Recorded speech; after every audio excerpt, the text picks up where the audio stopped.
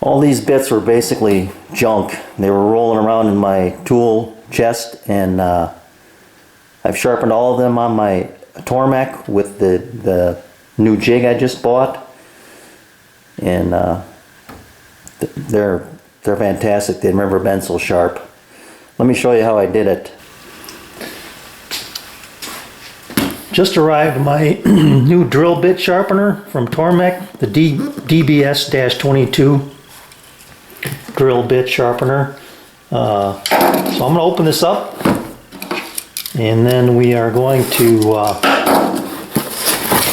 see what's involved here.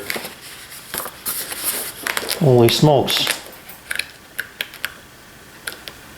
There's a lot involved. So, anyway, there's the guts, I guess. Some lube. Drill bit holder. That thing is substantial. That probably weighs a good couple, 3 pounds anyway. Locking knob.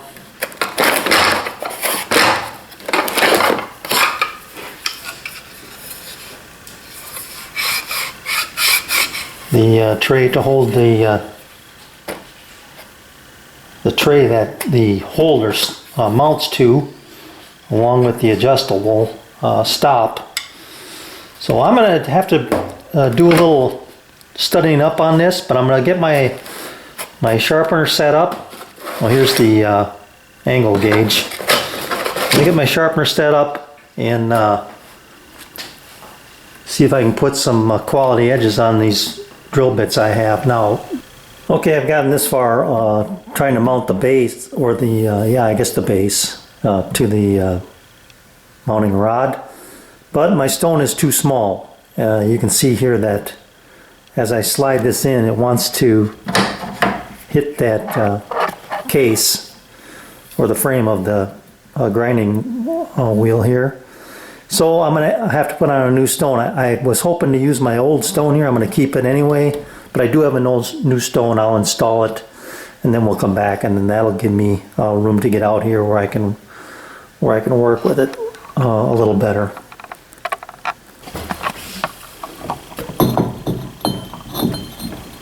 For comparison's sake, that's the difference between the two wheels. Probably an inch less in the radius and 2 inches less in the diameter. I will say this about that. That is a beautiful pointed 4-facet or 4-bevel drill bit. And I wish this is my first attempt at it. I will do one from start to finish here.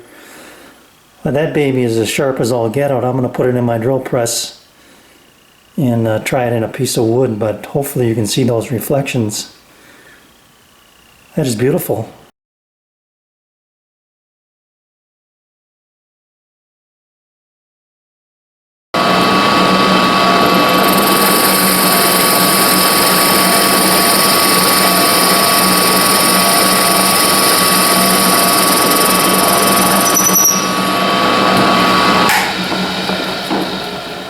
I hardly felt that exit.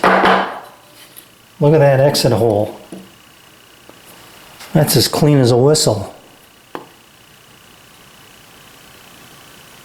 Beautiful. Right, here's a little tip for you that I'm learning on the fly.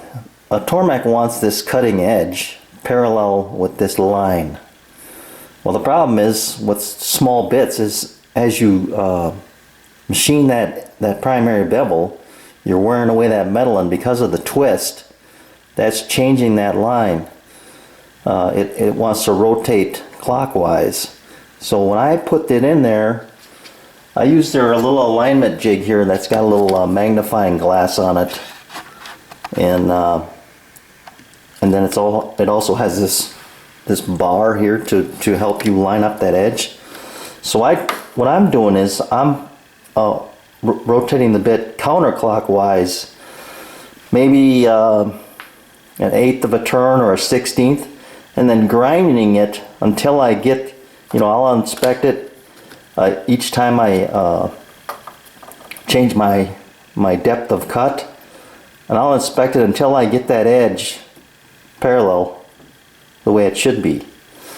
So that's just kind of a nice little tip, I guess, that you know, for a while I was getting a little frustrated. I grinded away and I kept getting these like tall symmetrical pyramids, and that's not what you want. You want to have a nice parallel line from the cutting edge back to that secondary bevel. I'll show you what I mean here in just a minute.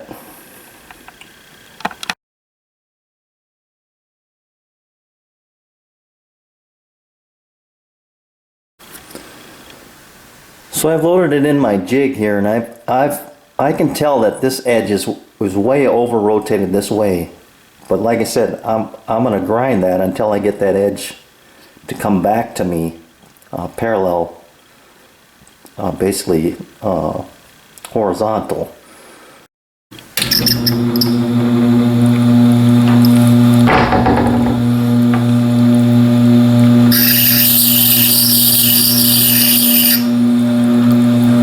I'm going to go one full turn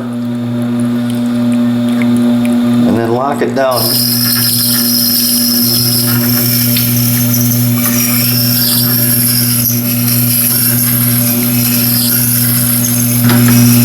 Make sure I've got it nice and parallel, or centered, I guess. Make sure I've got that line where the two facets are meeting is centered. That feels pretty good right there.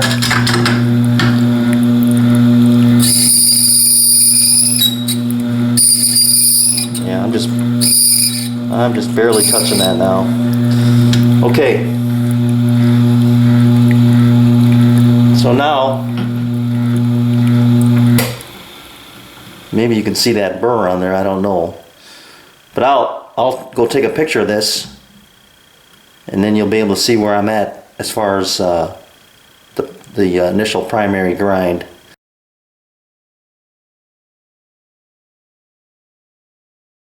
But I want to look at those edges with that inspection tool and make sure that they're parallel this way with these two lines here.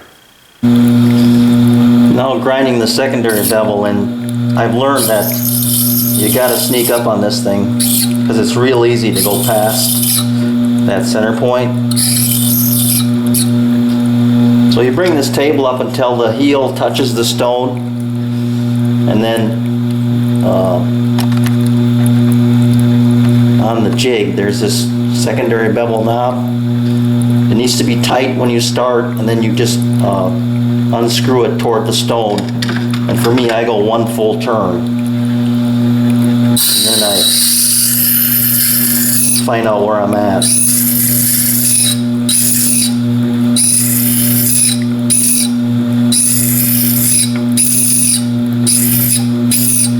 And with these small bits, I find that I'm a little bit short of center, which is good.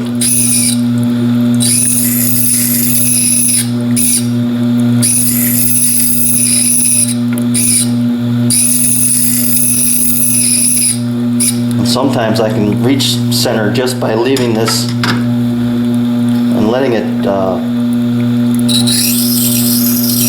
just kind of grind away just ever so slightly on the stone. You can hear it's still taking metal.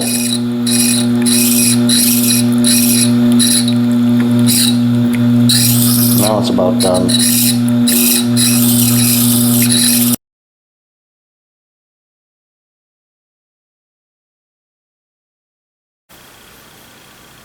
Hopefully you'll be able to see this, but that is a fantastic sharp bit.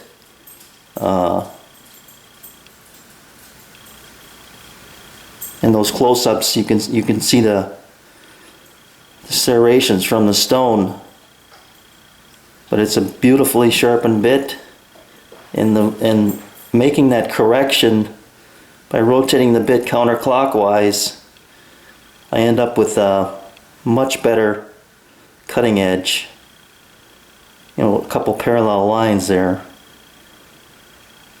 I'm gonna throw up my drill press and see how she works.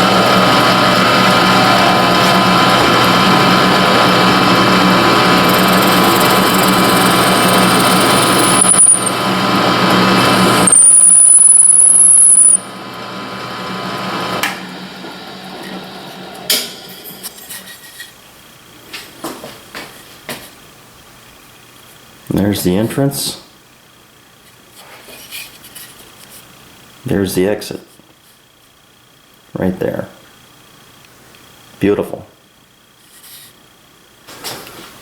Well, it's not a 3/16 inch bit, it's 7/32, but that bit's never been that sharp in its life. And it was just sitting in my junk drawer, basically. You know, I don't know why I keep those things sometimes, but it's now become a very useful bit again, thanks to that drill bit jig. And now that I've figured out how to use it and get that parallel line I want, I've got a lot more to do. Thanks for watching.